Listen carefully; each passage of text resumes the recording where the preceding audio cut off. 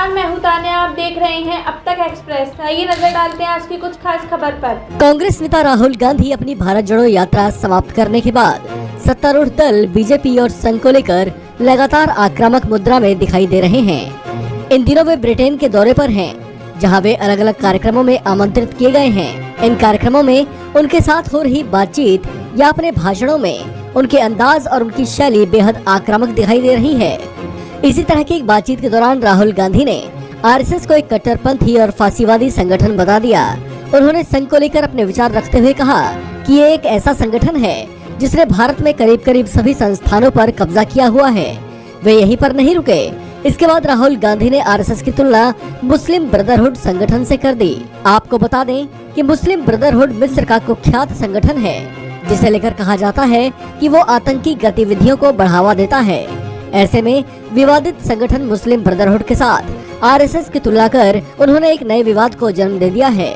राहुल गांधी के ऐसे बयान के बाद बीजेपी नेताओं में नाराजगी देखी जा रही है।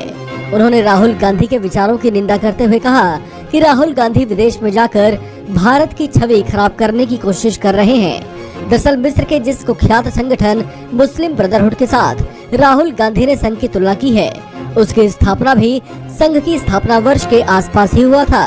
ऐसे में ये दोनों ही संगठन बहुत पुराने हैं। राष्ट्रीय स्वयंसेवक संघ की स्थापना जहां साल 1925 में हुई थी, वहीं मुस्लिम ब्रदरहुड की स्थापना साल 1928 में मिस्र में हुई थी। ऐसा कहा जाता है कि मुस्लिम ब्रदरहुड के तार आतंकी संगठनों से भी कहीं न कहीं जुड़े हुए हैं। हालांकि ये आईएसआईएस या अलकायदा जैसे आतंकी संगठनों की तरह नहीं है। ये मिस्र का एक ऐसा संगठन है जो लोकशाही में विश्वास रखता है और साथ ही लोगों के भीतर अपने विचार फैलाने का भी काम करता है।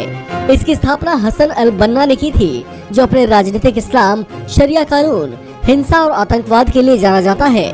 साल 1940 के दशक के शुरुआत में मुस्लिम ब्रदरहुड को कई हिंसात्मक गतिविधियों में शामिल पाया गया था। इसमें बम विस्फोट और राजनीतिक हत्याएं भी शामिल थी। मिस्र की सरकार ने जब मुस्लिम ब्रदरहुड को भंग करना चाहा, तो उसने देश के प्रधानमंत्री महमूद फहमी की दिसंबर 1948 में हत्या करवा दी थी। इसके कुछ समय बाद मुस्लिम ब्रदरहुड के संस्थापक हसन अल बन्ना की भी हत्या कर दी गई थी। वहीं अगर बात राष्ट्रीय स्वयंसेवक संघ की करें, तो ये एक ऐसे स्वयंसेवी संगठन की तरह काम करता है जो लोगों में राष्ट्रीयता और राष्ट्र प्रेम की अलख जगाने का काम करता है। संघ की शाखाएं देश भर में लगाई जाती हैं।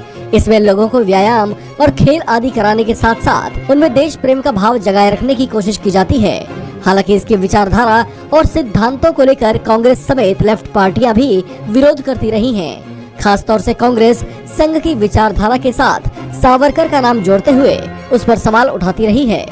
लंदन में एक बातचीत के दौरान आरएसएस और मुस्लिम ब्रदरहुड पर अपनी बात रखने के अलावा राहुल गांधी ने सत्तारूढ़ बीजेपी को भी घेरा।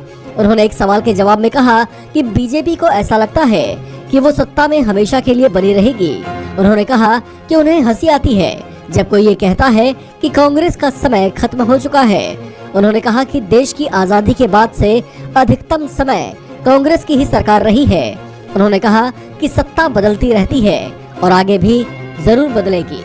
रोज से जुड़े रहने के लिए हमारे चैनल को सब्सक्राइब करें और बेल आइकन को दबाना ना भूलें, ताकि हर खबर की नोटिफिकेशन आपको मिलती रहे।